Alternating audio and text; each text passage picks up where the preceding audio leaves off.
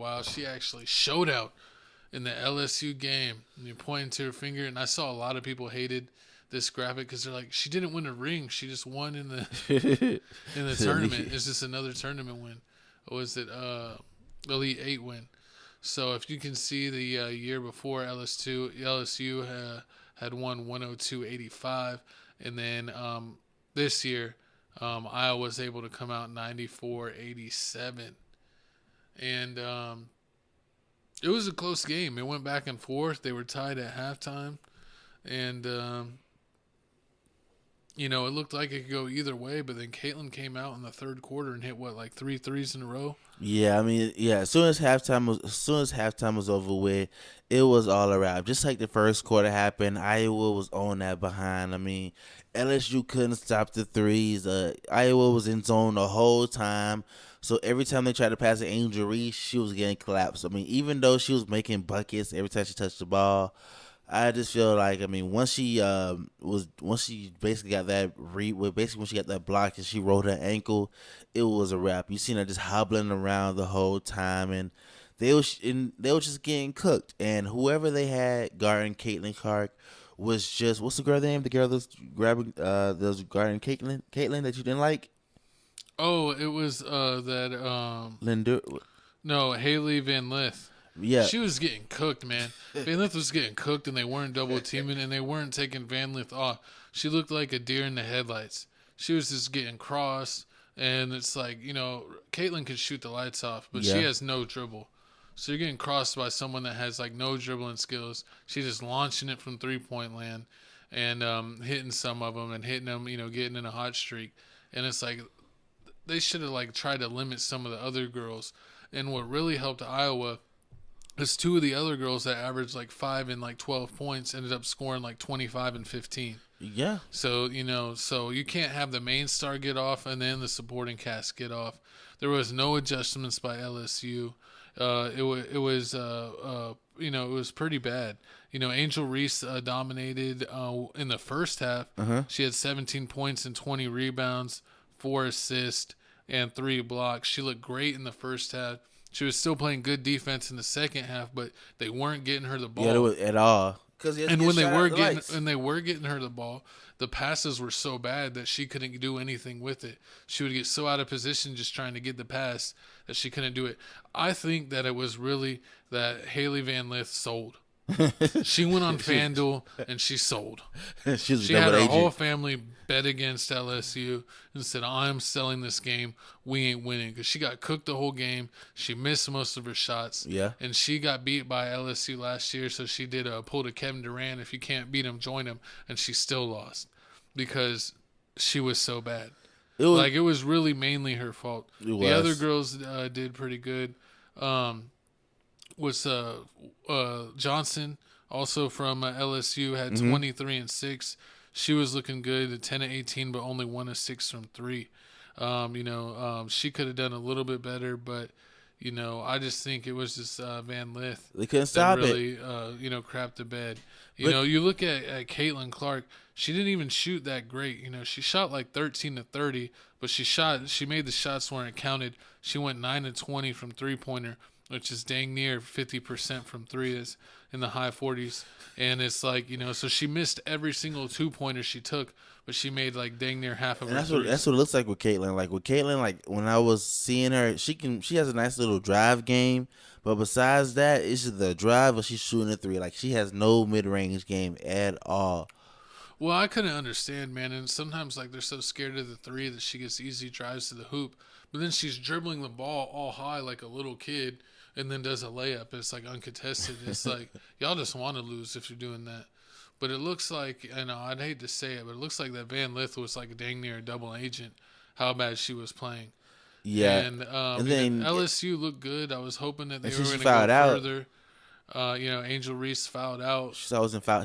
Every time you turn around, she's in foul trouble. I hate that in college that it's only 5 fouls. They need 6 like the pros.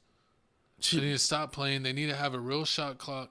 And they need to stop having where the jump ball is alternating possession. They need to have a jump ball every time there's a jump ball. True. That shit is dumb. True, and back to like I feel like once they should have realized that they put two guards on there, they had the two guards on Caitlin Clark, and they realized it wasn't working.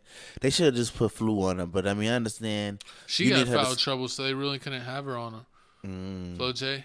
Yeah, I mean, hey, you needed somebody because the rebound game, LSU was winning the rebound game, but it just looks like they just wasn't in it once they realized that they can't shoot the ball. None of them can really shoot the ball like that. Yeah, I mean, LSU shot 39%. Iowa shot 46%. They shot 33%, 8 of 24 from 3. They shot 13 of 31, which is crazy that they shot 13 and Clark made 9 of them. So it's like the whole rest of the team made 4 3-pointers. So she's basically doing it by herself. She's like an Allen Iverson. You know, she's going to score, 30, 40 points, but it's going to take her 30, 35 shots to get those points. So she's definitely more of a chucker than someone that shoots a good percentage. But, so a couple of her other teammates stepped up today. So even though that, she scored 40 points with not the best shooting percentage, she made her ones that counted, which was her 3-pointers, dang near shooting 50% from 3. And she made all kinds of assists whenever they were paying way too much attention to her. It's basically like Clayton Clark gets the like Steph Curry effect. Basically. That teams are so worried about her that the teammates often get to go back door and get easy passes for layups because they're not even being watched. And can we count how many Caitlin Clark commercials we saw during the game? It was. Oh, I know, man. It was a little ridiculous. And she even mentioned in this game when she won, she's like, you never know what's going to happen each game. She's like, West Virginia in our first game of the tournament gave us all we could handle. And honestly, if it wasn't for the refs, West Virginia would have sent you home in round 1 because you were getting marked by them country girls. And if it wasn't for the officiating in the second half, you would have lost first round. So I think, like the NBA, you see sometimes teams get help that have the big names or the big cities. You can also see that in college. Like, they weren't going to let the face of women's college basketball lose in the first round. Yeah. She won a couple of the other games pretty good, but that first game against West Virginia, they should have lost. They were just kept on getting West Virginia's best players in foul trouble, and they were actually able to defend her good, and she shot really bad from 3 that game.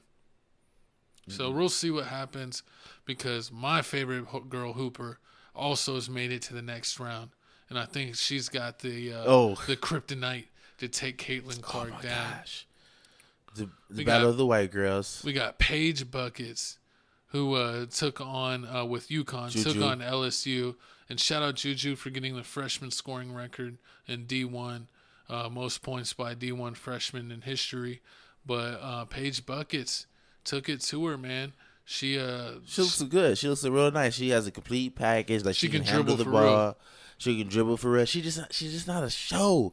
Like, when Caitlin Clark come on, she's gonna put seats in. She's gonna put butts in seats. It's gonna be some 20, Paige 30 foot buckets. What do you mean? She's putting all the butts in She's not making 30-foot threes. 28-foot threes, 27-foot, 27. Yeah, she was. Not like Caitlin Clark. Caitlin Clark, she's making it in a high clip. Yeah, well. Let's take a look. But I mean, this is gonna be a good. Her last name, we call her Paige Bueckers, but her last name is Bueckers. She had 28 points, 10 rebounds, and 6 assists, 11 of 23, and 3 of 6 from 3 points. So that is definitely way better efficiency than Caitlin Clark. And she had help with her teammate Edwards having 24 and 6, and then the next best teammate was Brady with 8. But yeah, Paige was killing it. She was.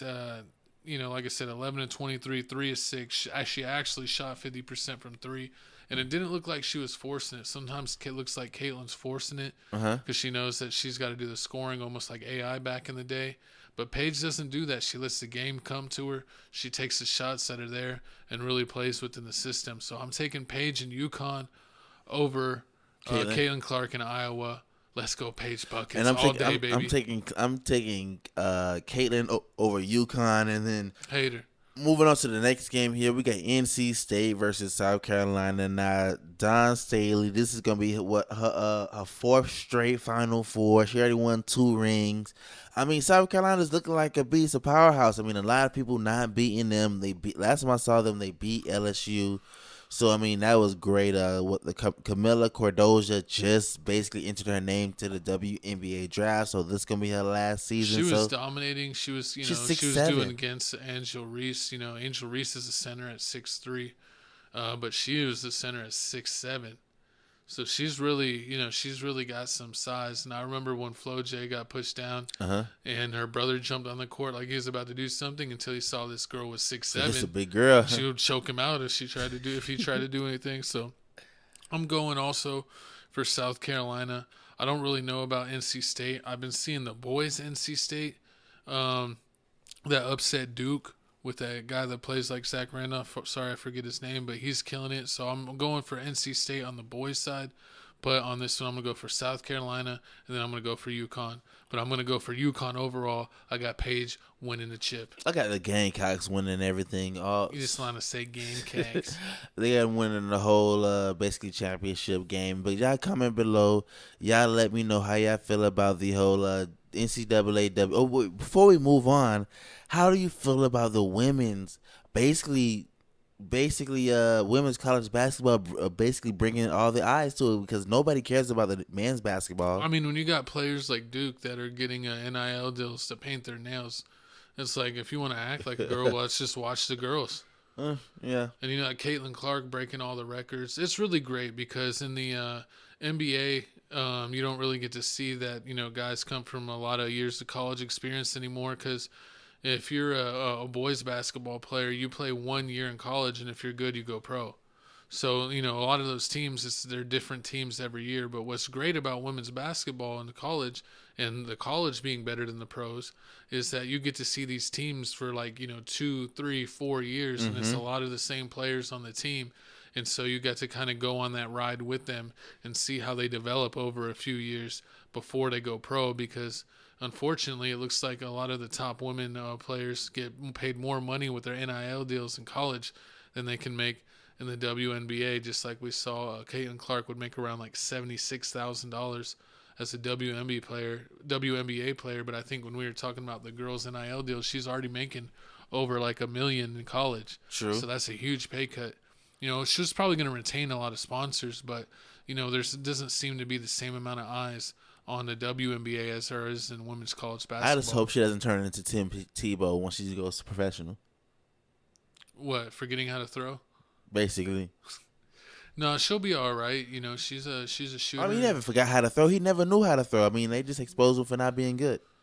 Yeah. Kwame Brown. I think Lamar Jackson has the Tim Tebow-itis. Oh, so Lord. Hopefully one day Lamar Jackson will learn how to actually throw a football instead of just using his legs. But he might be the we haven't talked about football. Best, how you get to that? The best quarterback to not be